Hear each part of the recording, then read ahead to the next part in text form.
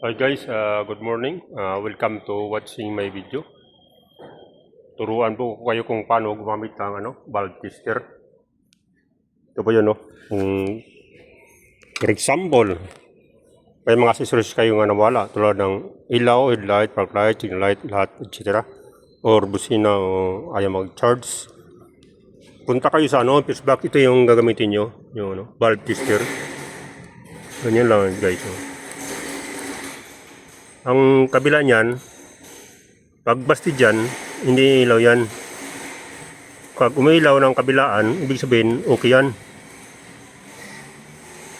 Pag ang kabila lang kuhan, may ilaw, ang kabila, hindi, ibig sabihin, basti dyan sira, yun, palitan nyo. Ganun lang kasimple guys, ang mag-check up ng mga accessories, kung yung mga problema. Doon talaga kayo pupunta sa fuse box.